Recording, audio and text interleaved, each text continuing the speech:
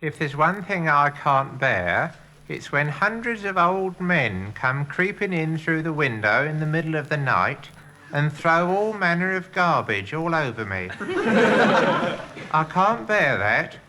I think that's unbearable. Ghastly old men with great pails of garbage throwing it all over me. I don't think it should be allowed. I think there should be a place for those people to go.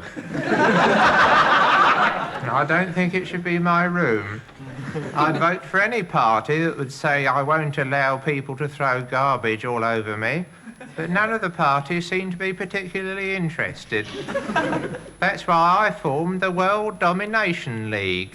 It's a wonderful league, the World Domination League. The aims, as published in the manifesto, are total domination of the world by 1958.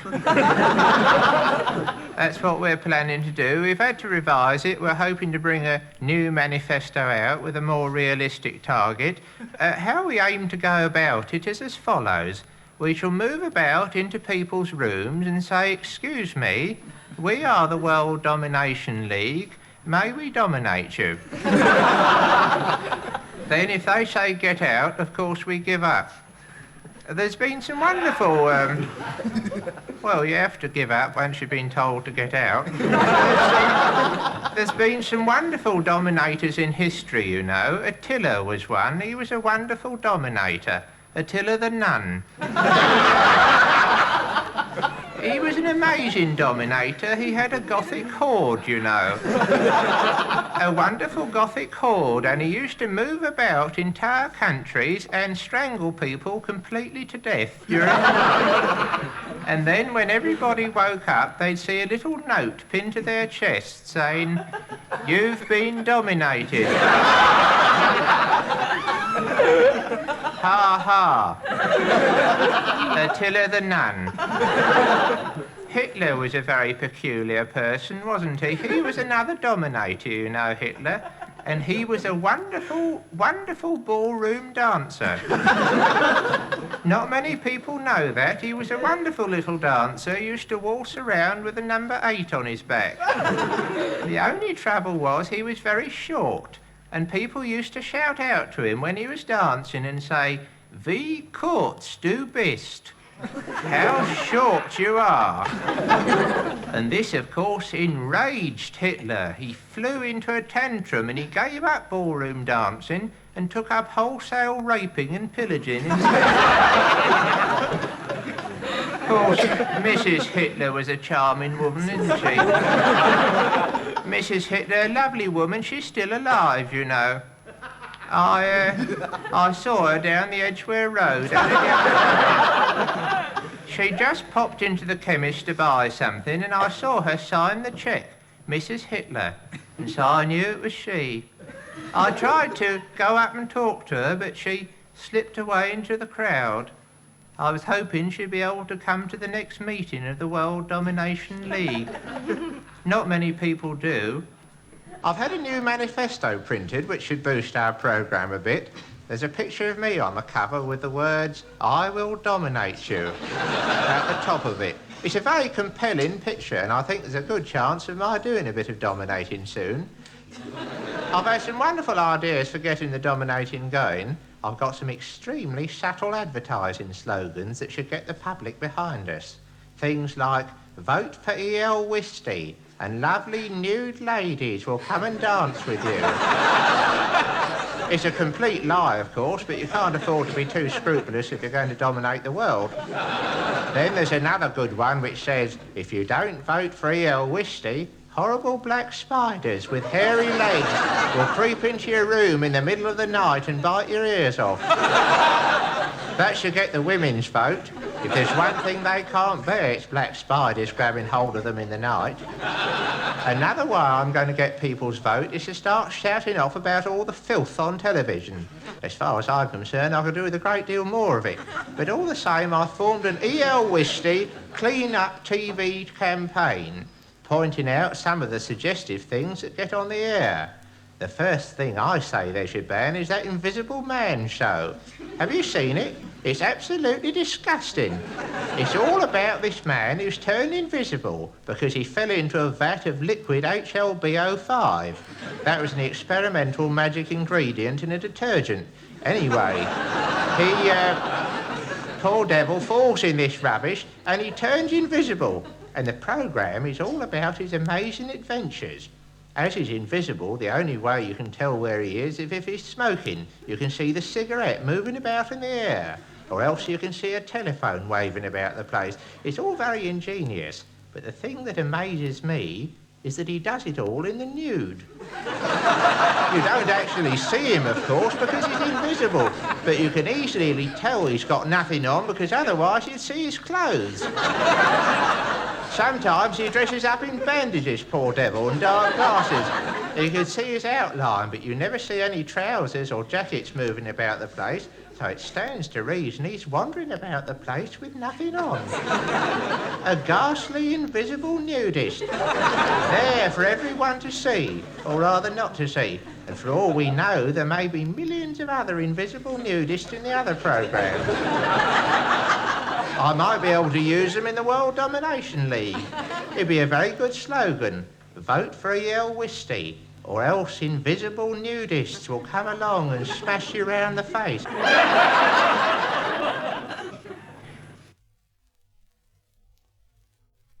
I've always wanted to be a member of the royal family. I've always wanted to be part of the royal family because there are great advantages to being royal. If you're royal, whatever you do is very interesting. Whatever you do, people are very interested in it. Even if you do something very boring, people are still very interested in it. If a royal person does something extremely boring, people say, oh, isn't it interesting that he's doing something extremely boring?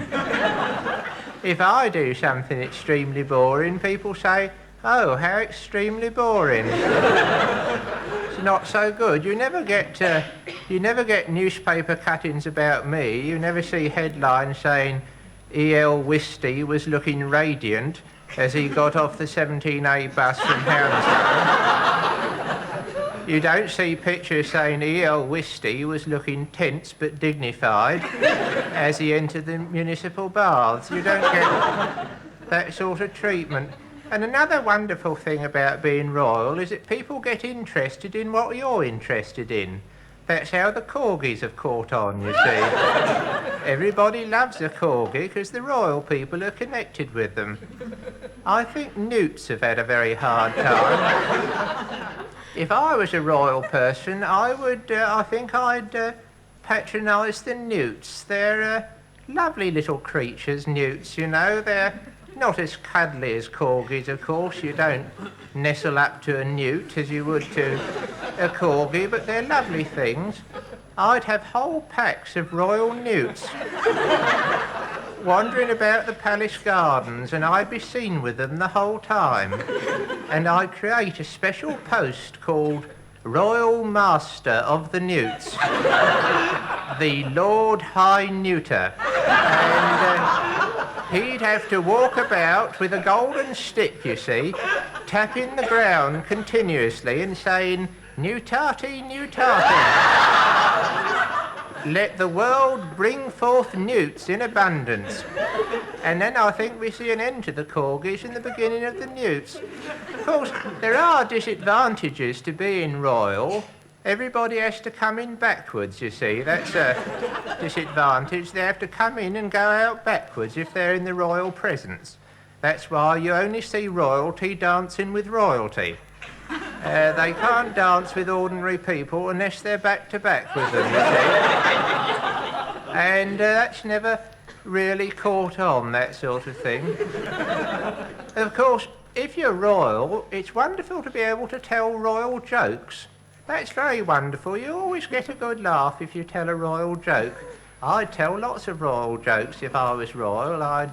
For example, if somebody gave me a wonderful silver newt container, a newt casket, I'd say, thank you very much indeed for this wonderful gift of a newt casket. I hope it's not going to be a bloody nuisance. Oh, all of England would be chuckling if I said that. And that's the point of royalty, to make people a tiny bit happier in this drab life. We've all got royal blood in our veins, you know.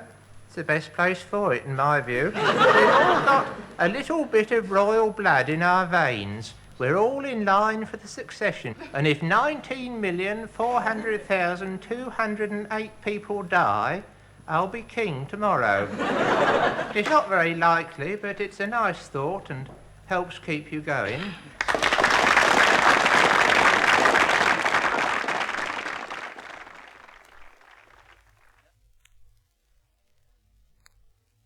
I've always wanted to be an expert on tadpoles. I've always fancied being a tadpole expert. It's a wonderful life if you become an experty tadpoleus, as they're known in the trade. You get invited out to all the smart parties and social gatherings. When smart people are making out their lists for the dinner parties, they say, "Now who can we have to make up the 10? A tadpole expert would be very nice. He could sit next to Lady Sonia." And at all the smart functions, people come up to you and say, "I hear you're a tadpole expert. Tell me, what are tadpoles really like?" And lovely ladies invite you back to their flat and say, "You know, I'm longing to hear about your tadpoles. Hang on a minute while I slip into a gossamer trench coat." I've tried over the years to become a tadpole expert, actually. I've studied the tadpole and attempted to learn everything about them. There isn't very much to learn, actually. The main thing to learn is that there are two kinds of tadpoles. There's the ones that turn into the frogs and the ones that turn into the toads. I call them the toadpole and the frogpole. Now, the only way to distinguish between the two is that the toadpole tends to turn into a toad, whereas the frogpole will tend to turn into a frog. But there's no way that I've found of predicting this. Of course, tadpoles are lovely little creatures, aren't they? They're so good-natured, and they have such lovely little smiles. It's very hard to see their little smiles, actually, because they're black all over, and they have little black mouths, and the insides of their mouths are black as well. And so when they smile, it's just a little black blob. You can't really tell when they're smiling. They make lovely pets, you know, the tadpole, very faithful. The only trouble is, as soon as you get to know them properly and they start doing tricks and things and they can answer to their name, they turn into horrible toads and frogs. I can't abide toads and frogs, horrible slimy creatures that go around eating flies and laying their slime all over the place. Such a pity when you think of the lovely little tadpoles wiggling about in the jar. I used to keep tadpoles in a jar by my bedside when I was studying to be a tadpole expert. Lovely little things squiggling about. That wasn't until I had the tragedy. I had a terrible tragedy. I had 3 lovely little tadpoles in my jar, Deirdre, Margaret and Beryl.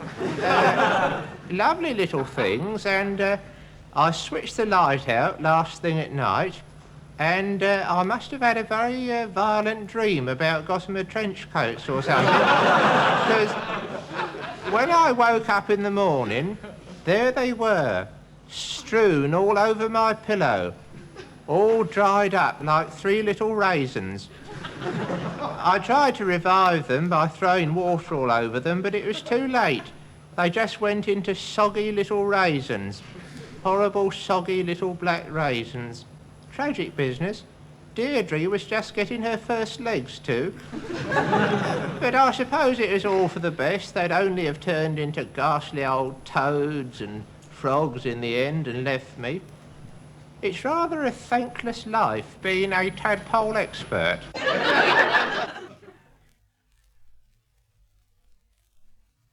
I was looking through the newspaper the other day, and I saw a little advertisement that was very rude.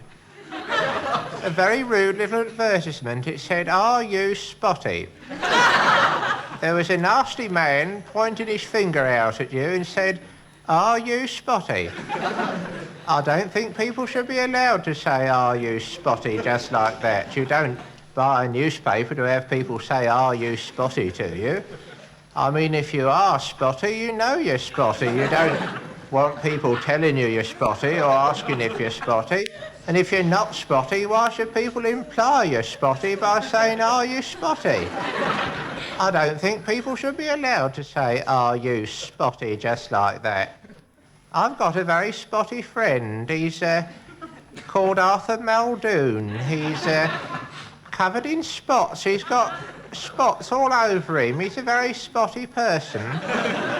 People call him Spotty Muldoon because of his spots. He wasn't christened Spotty, of course. He was christened Arthur, but people call him Spotty, and when he goes out for a walk, people come up to him in the street and say, "Hello, aren't you a spotty one there?" Of course, it gets Arthur down being so spotty, and he saw an advertisement which said, "Are you spotty? Are you very spotty? Are you unbelievably spotty?" Tick in the right box. And enclose 5 shillings. Well, poor old Arthur didn't know what he was, so he came round to me and asked which he was, spotty, very spotty, or unbelievably spotty. And I told him he was somewhere between very spotty and unbelievably spotty. So he wrote in saying he was almost unbelievably spotty. He wrote in saying, "I am almost unbelievably spotty, I enclose 5 shillings. And he got a letter back saying, "Bad luck." That's all he had out of them. I saw an advertisement the other day for The Secret of Life. It said, "The Secret of Life can be yours for 25 shillings. Send to Secret of Life Institute, Willesden." So I wrote away, seemed a good bargain, Secret of Life, 25 shillings, and I got a letter back saying, "If you think you can get The Secret of Life for 25 shillings, you don't deserve to have it. Send 50 shillings for The Secret of Life." So I sent 50 shillings along and got no reply. So I went along to the place, the institute, and there was a little man there, and he said, "The Secret of Life people have gone out of business, but would you be interested in dynamic strength through your glands? Gandhi's wonderful secret in tablet form at last." I asked them if it would be any good for spots, and they said, "Well, Gandhi never had any trouble with that at all." So I bought some for Arthur Muldoon, gave them to him. I don't know if they've done any good. He's not seen much of him recently. Pity about those Secret of Life people going out of business. I could do with the Secret of Life. I tried to get round to see C.P. Snow yesterday. I went round to the House of Lords with a few suggestions. I had a wonderful idea for C.P. I'll call him C.P. It's a peculiar name, isn't it? C.P. Snow. Sounds horrible. C.P. Snow. It sounds all as if he's dripping and covered in moss and slime and things. C.P. Snow. So I went round to attempt to see him because I had this wonderful idea for an aircraft which would go at 1,000,000 miles an hour. Not just 675 miles an hour, but 1,000,000 miles an hour, and would only cost 1 penny a year to run. It's a wonderful idea. I haven't really developed it beyond that. It's just in the idea stage at the moment. But I attempted to see C.P. I said I'd like to see Lord Snow about modernising Britain. And they said, "You can't do that. Modernising Britain, he's too busy getting his ceremonial robes on to see anybody about doing that." I said, "I've got a wonderful idea for C.P. Snow." And they said, "Who hasn't? Get out before we kick you in the throat." Well, I wasn't going to hang around and just be insulted, so I went home. Of course, C.P. Snow's the one who's trying to get all the automation going, trying to get machines in to do everything that we're doing. He's very fond of machines. He wants machines to be doing everything. And this will give everybody else a lot of leisure, you see. And if everybody has a lot of leisure, they'll be forced to read his ghastly old books. He's written lots of books about adultery and corridors and walnuts and things, and he thinks if we all have a great deal of leisure, we'll get round to reading the ghastly things. He'd like to see machines all over the place, you see, spying on what we're doing. Some people think C.P. Snow's a machine. If you ever looked at him, he moves in a very jerky fashion. And he's got very small hands and a very big head. Think he's some kind of robot. Possibly he's an electrical robot, because you've never seen anybody touch him with wet hands. It's always a sign of an electrical robot. But very soon, you see, all the machines will be wandering around on spindly legs, great metal spindly legs, and we'll all be living in little metal boxes. And the machines will pass by, and awful antennae will come in through the window, and they'll check up whether you're reading the C.P. Snow novel. And then they'll all start breeding amongst themselves, the machines, and going out to the cinemas with each other and sitting and whispering in the dark and holding their metallic tentacles together and reproducing. It's a horrible idea. I can't bear the ideas of machines doing everything. I tried to ring up C.P. Snow about it. I couldn't bear the idea. I rang up the Ministry of Technology. I said, I can't bear the idea of these machines. And this voice said, "This is a recording. Record your message to the machine now. It will be passed on to C.P. Snow." Well, I didn't say anything. You won't catch me talking to a bloody old machine.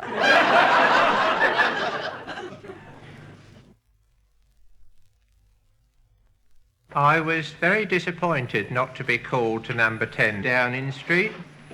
I'd been expecting a call, but none came through at all. Most upsetting. I was Shadow Minister of Nudism. It's a wonderful post designed to promote nudism throughout the world and with it peace. Peace and nudism go hand in hand, you see. War and nudism do not mix. You've never had a war ever started by a nudist. There's no nudist ever has started a war, and that's why nudism is such an important thing to get over. There's been some wonderful nudists about, you know. Khrushchev, he was a nudist, and that's why he had to go, because the anti-nudist faction in the Kremlin got at him. Oh, Khrushchev used to wander about the Kremlin with nothing on, wearing only a little chain of daisies. He used to humming Tchaikovsky all the time, just round about midnight. A lovely sight, a little chubby man with nothing on, wandering round with the daisies dangling round his neck. But Mr. Mikoyan was an anti-nudist, you see, and saw Khrushchev disappearing round a corner. So he called the Presidium and they got rid of him. It's a great shame. Of course, Kosygin and Brezhnev, they're anti-nudists. They never take their clothes off at all. They're appalling people. They take their bath with their clothes on. If I did become Minister of Nudism, though, I'd be allowed to be on television every evening round about 9:30. I'd come on and say, "Good evening. This is the Minister of Nudism. Take off your clothes and begin to dance about."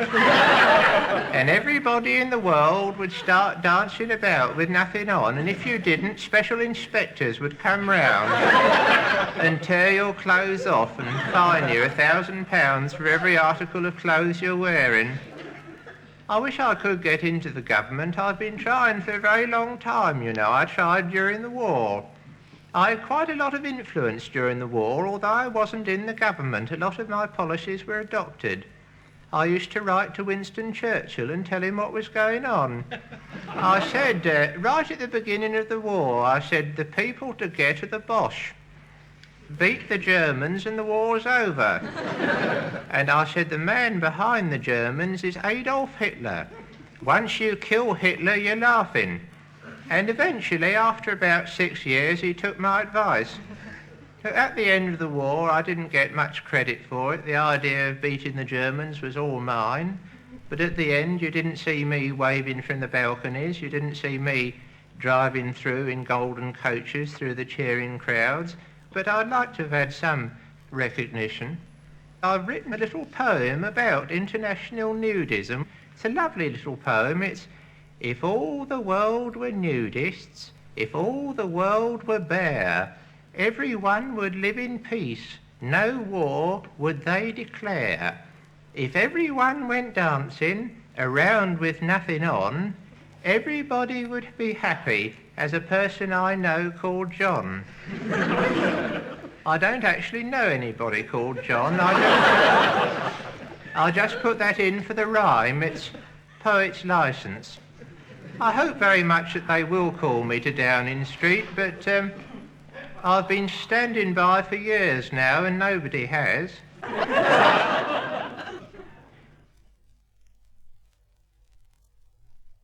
Once upon a time there was a man of between 30 and 82 years old.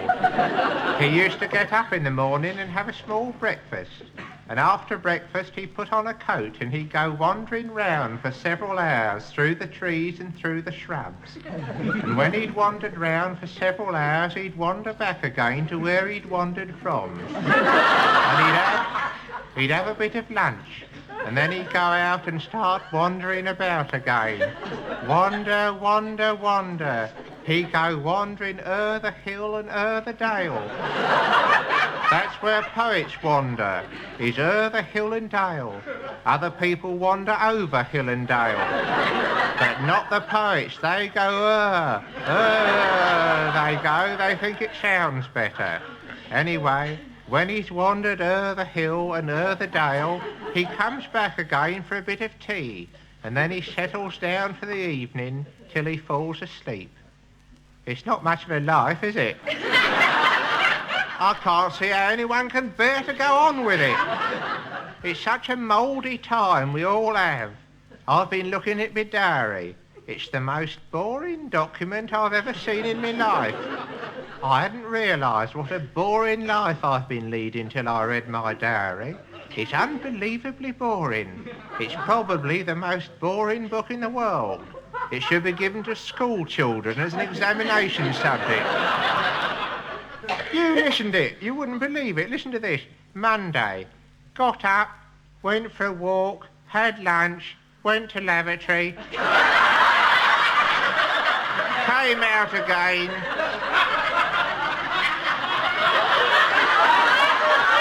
wrote up diary. Then the next day it reads, got up, went out, came in, went to bed. Didn't even go to the lavatory. Next day, got up, wandered round to see Spotty Muldoon. He wasn't in, wandered back, went to bed. It's not what you call exciting reading, is it? I think it's about time I started doing a few interesting things. It's time I found something out, like the secret of eternal life, the meaning of the universe, or how to get hold of women, or something. I've got a feeling I must do something important and amazing very soon. Perhaps if I grabbed hold of somebody in the government and threw them into the sea, that might be worth it. I must do something with my life. Something I'll be remembered for when I'm gone. Perhaps if I got hold of some bees and trained them to fly up people's noses. That might do some good. I could release them in the House of Commons, and every year people would burn effigies of me on Wisty night and dance round a beehive. There must be something memorable I can do before I die and leave this mortal coil on which we strut and fret our doleful ways, as Shakespeare put it, God bless him. Anyway, I've decided to go out and do something. If you read of C.P. Snow exploding in his bath, you'll know it's my work.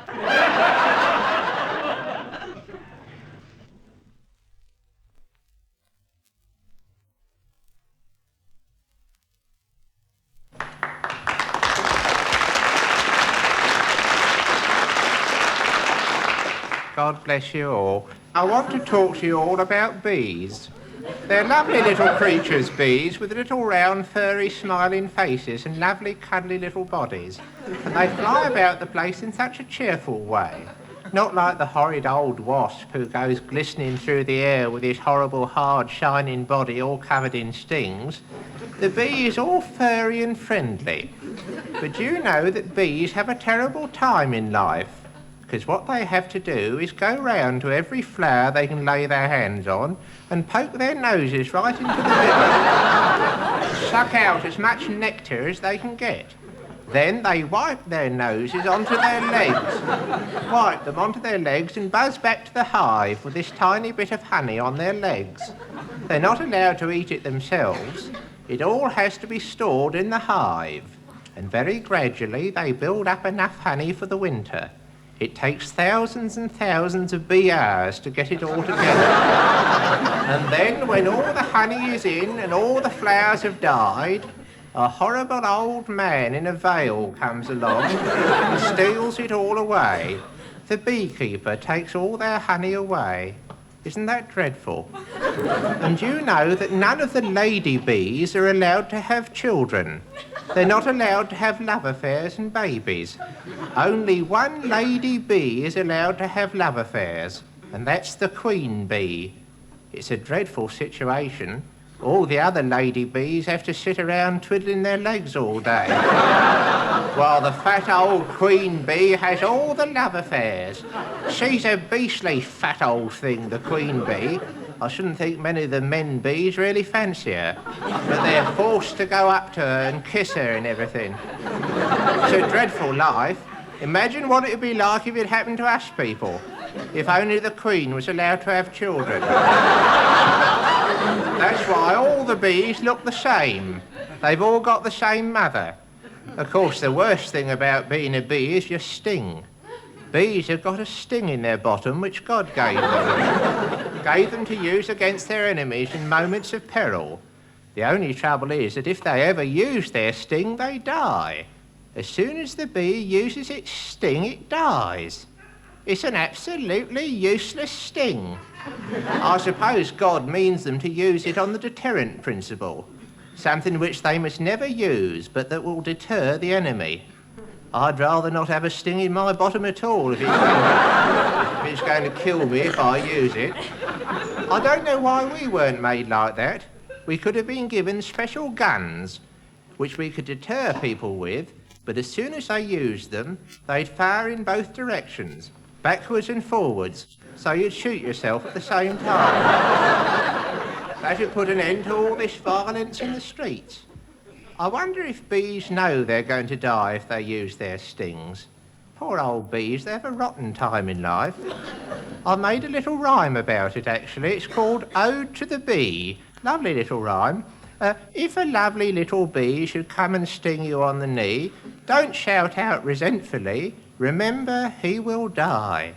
So when you see a little bee flying o'er the land and sea, don't shriek out in jealousy, he's worse off than you or I.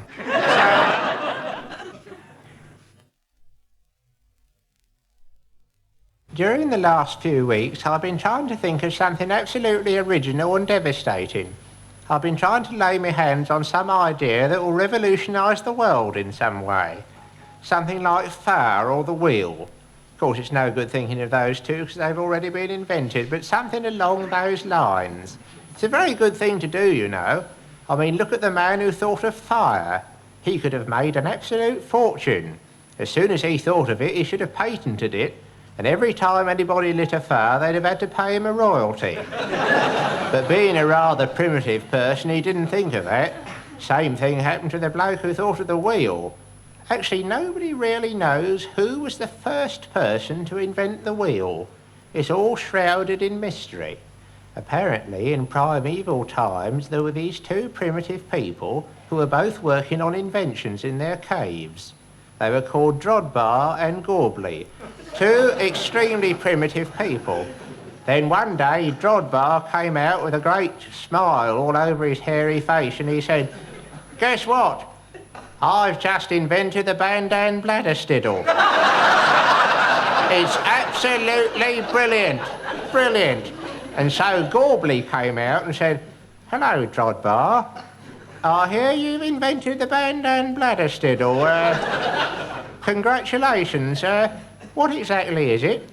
And Drodbar said, "It's a wonderful device that will revolutionise the world. It's very simple. It's just a round thing that's easy to push along, that's all."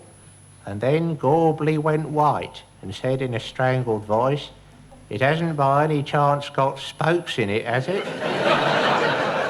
"Yes, it has, as a matter of fact," said Drodbar. "How the devil did you know?"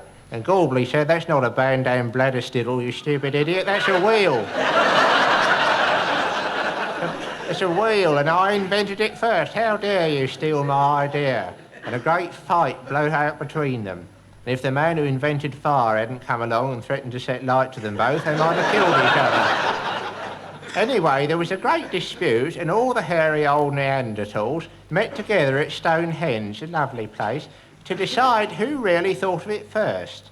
And eventually, after days and days of argument, they come to the conclusion that although it seemed likely that Drodbar had thought of his Bandan Bladderstiddle before Gorbly had thought of his wheel, nevertheless they were going to give the credit to Gorbly because he'd thought of a much better name for it.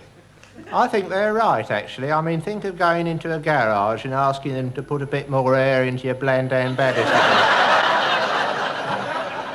Still, you can't help feeling sorry for poor old Drodbar, you know. He went into a great depression and went round mumbling and moaning about his wretched old Bandan Bladderstiddle. Eventually he was run down by the world's first pterodactyl-drawn chariot. Terrible end. I know lots of people who've thought of things just a little bit too late. Poor old Spotty Muldoon, he thought of splitting the atom the other day. If only he could have had the idea about 30 years ago, he'd have made a bloody fortune.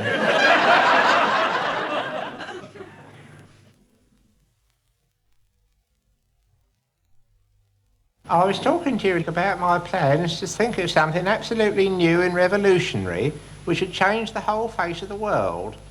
Well, I just thought of it. It's called the plib.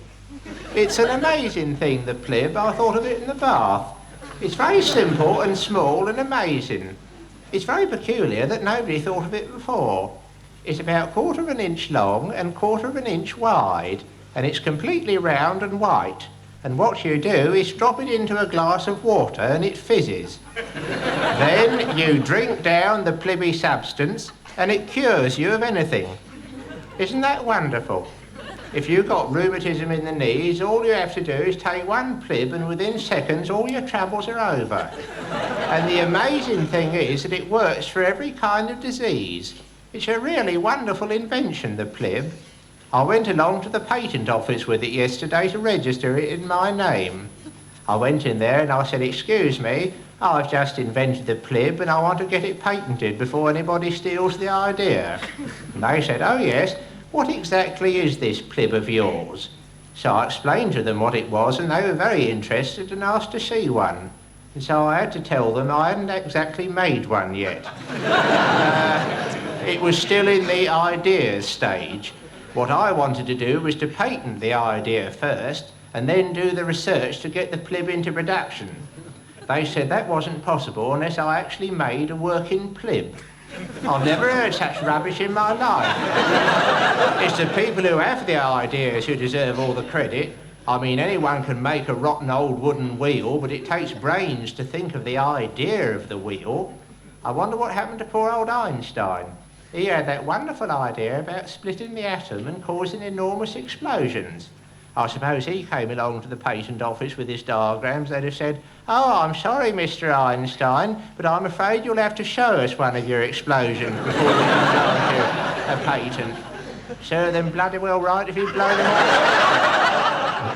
I shouldn't think he ever managed to get the idea patented. Very sad, really. You ought to be getting sixpence every time there's an atomic explosion.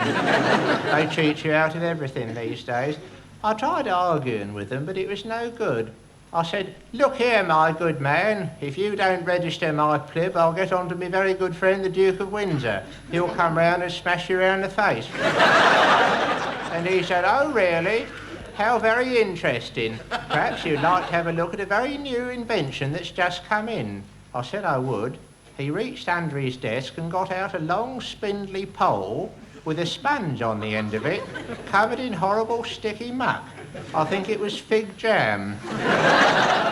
He said, this is a very fascinating device that we in the patent office call a nit poker. Then he banged me in the face with it and kicked me downstairs. I don't think government officials should be allowed to behave like that. I shouldn't be surprised if he hadn't stolen my idea about the plib.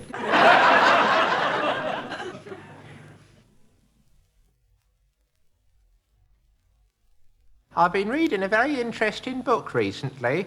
It's called The Universe and All That Surrounds It by T.J. Bleendreeble. It's an extremely good look about it. It's about 70 pages long, so it's fairly comprehensive about the whole thing. And it's fairly interesting.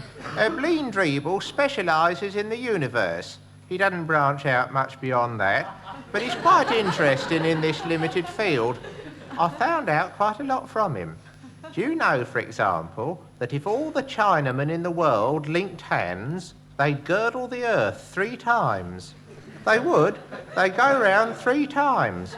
Girdle, girdle, girdle. It's an amazing fact, isn't it? Of course, there's no real way of checking up on it.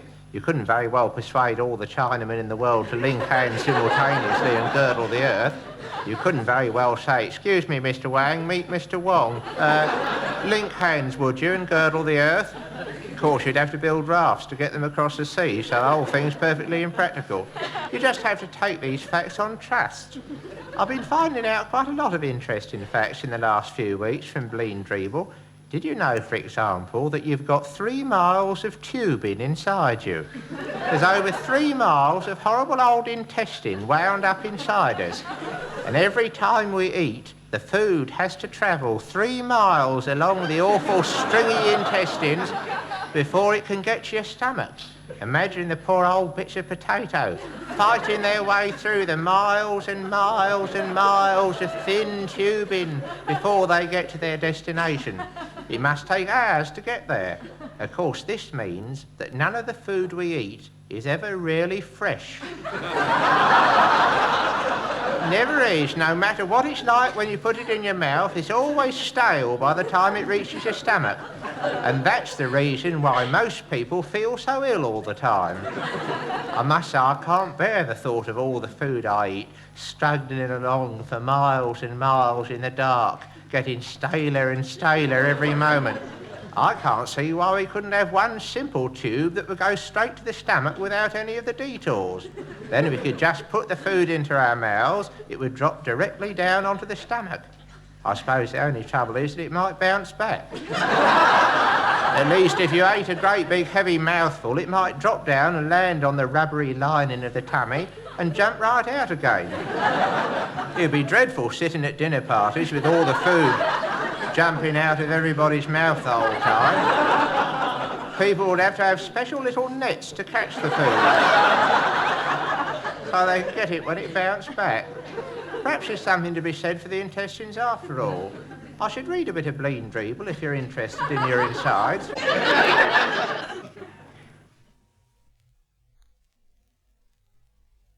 I'd like to say a special hello to all of you out there with spindly legs. My message to you this evening is, don't worry about your spindly legs. Lots of people have had spindly legs in the past and got to the top. Look at Mahatma Gandhi. He was a very spindly person, Mahatma Gandhi, very spindly indeed. He was known as El Spindleroso. The spindly one, people called him. People used to shout out at him as he wandered by in his white nightie. Hello! Hello, spindly one. And goodness me, what spindly legs you've got. But Gandhi just smiled and went and sat on the railway lines and became leader of all India and took his country away from us, the rotten creature. So, cheer up, spindly people. There's no reason why your legs should hold you back. If Gandhi can do it, so can you. The spindliest person I know is Marjorie Grindle. She's called Grindle the Spindle. She's very spindly. She looks just like a horrible old stick insect. She's very fed up with being so spindly, Marjorie. She keeps moaning about it and saying, if only I wasn't so spindly, I could get a job as a fat lady in a circus. She's always moaning and grumbling, and so people keep saying to her, look at it this way, Marjorie. However spindly you are, there's always somebody... There's always somebody even spindlier than you that you should be worrying about. You may be very spindly, but somewhere in the world there's somebody spindlier than you are. That's what people always say when there's something the matter with you. They say, you may be badly off, but think of all the suffering in the world. You may have got a nasty dose of flu, but think of all the people in India who are dying of starvation. They always say that to comfort you. I think that's a fat lot of bloody use, that is. If you've got flu, you feel miserable. It's no good being told that somebody in India is even worse off than you are. It's no comfort at all. Just makes you feel miserable about the person in India as well. Somewhere in the world, there must be somebody who is worse off than everybody else. I'd like to meet him. I think it would be a very good idea to have a competition to see who is the person in the world who is worse off and more miserable than everybody else. All the people who've got a grumble should be invited to come to Wembley Stadium and mount the rostrum and tell everybody what their trouble is. Spotty Muldoon could come along. He could say, ladies and gentlemen, I have got awful spots which come up all over my face whenever I eat spinach. I am worse off than everybody in the world. Then somebody else would come to the platform and say, rubbish, Muldoon. Your spots are nothing compared to my ghastly rheumatic pains behind the knees. I'm far worse off than you are, Spotty. Then another person would come and say, rheumatic pains in the knees, my eye. That's nothing. I've got rheumatic pains all over my body. And what's more, my wife's just been eaten by a shark.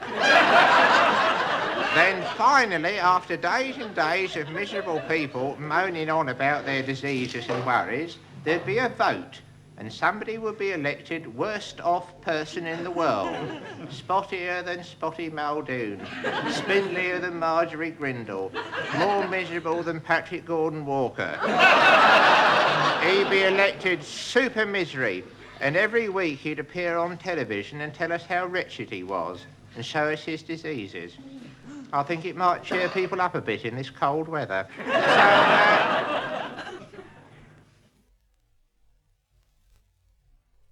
The trouble with dogs is they always know what you're thinking. They've got horrible clairvoyant minds that can see deep into yours, and they can always tell when you're frightened of them, which is always. Whenever I'm walking along the street and I see a dog, I try to pretend that I'm an extremely courageous person, try to look completely unconcerned and nonchalant. Sometimes I hum a confident little song, you know, to put them off. I hum like, if you think I'm afraid of you, you better have another think or two. I'm not afraid, good gracious, no, you're wasting your time round here. Off you go. But the dog can always see through that, and he starts sidling up to me very slowly. So I try walking a bit faster, but without appearing to hurry or looking back. And I can feel the beastly dog creeping up on me, nearer and nearer and nearer. And then as soon as I look back and see where it is, it rushes up to me and starts sniffing around my ankles, and for no reason at all, and baring its horrible yellow teeth. The trouble is you can never hit them or anything. If a dog starts biting you, you can't kick it up the throat like it deserves. People always say, oh dear, poor little dog. He was only trying to be friendly. That's the way he tries to be friendly, sniffing at your ankles and biting you, you cruel, wicked man. So you have to be very gentle with it and say, good dog, come along now. Stop it, there's a nice chap, good dog, there's a nice fellow. Nice fellow, my old boots, they're all evil. I think it's very dull of everybody to have dogs as pets when there's so many other animals about with nicer natures. There's a friend of mine, George Spengler, he had a bee for a pet. A lovely little creature, the bee. This was a female of the species called Beryl, and he used to take it out for walks in the street. He had a very thin, light lead made out of cotton, tied to her back right leg. And Beryl used to fly ahead of him, about 3 foot in front of him. He used to have his hand out there, you see, held the cotton very delicately, and the bee went on. They made a lovely picture together on twilight evenings. The tragedy was that one evening, he'd just taken his bee out into the garden so she could do her business before retiring, and Beryl was buzzing about on her lead looking for a likely spot, when suddenly a beastly great bat came up and hit her. Ghastly occurrence. Poor old George was left with a bat on the end of his lead. He couldn't get rid of it. In the end, he had to drive out to Barnstable and abandon it. If you see a bat with a piece of cotton hanging from its mouth, that'll probably be George Spengler's. I must say, I wish I could lay my hands on something to keep the dogs off. Perhaps a giant horned toad might do the trick. I must find something soon. I've always been keenly interested in the arts and all that pertain unto them. I think it would be extremely timely and advisable to have a festival called the E.L. Wisty Festival of the Arts, Literature and Nudism. I'm sure I'll be able to organise something of an amazingly successful nature.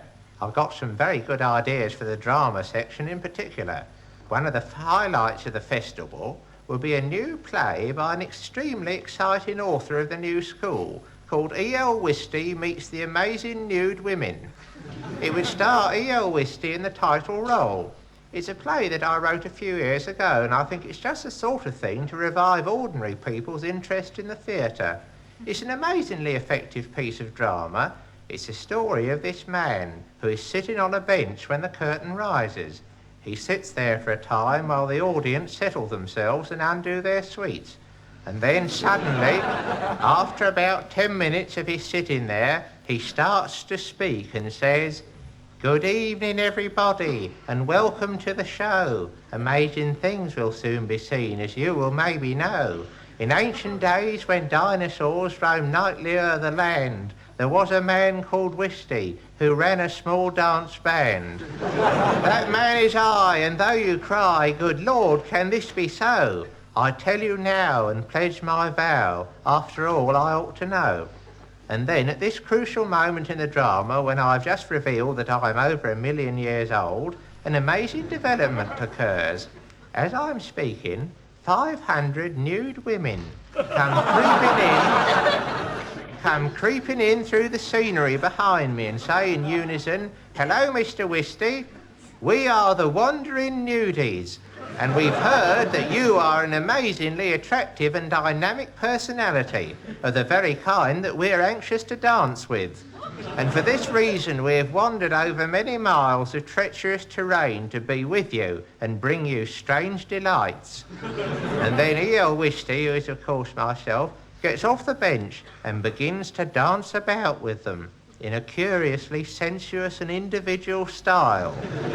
And after about an hour of this, the curtain goes down, and there's an interval of about 15 minutes during which refreshments would be available in the foyer. Then up goes the curtain again, and the dancing continues in an even more lively fashion than before for a few more hours, and then a huge tank full of water is lowered onto the stage, and ladders are placed up against it, and one by one, all the nude ladies climb up the ladders and dive into the water. And when all 500 are safely in, threshing about inside the tank, I lower an enormous great lid on the top of it, completely airtight, so they can't get out. And then I walk forward to the front of the stage, lit in a green spotlight, and say in an amazingly effective way, "Ladies and gentlemen, the nude ladies are trapped. There is no way out for them. Let that be a warning unto ye." And the curtain falls to amazingly thunderous applause. I think people would flock to see something like that.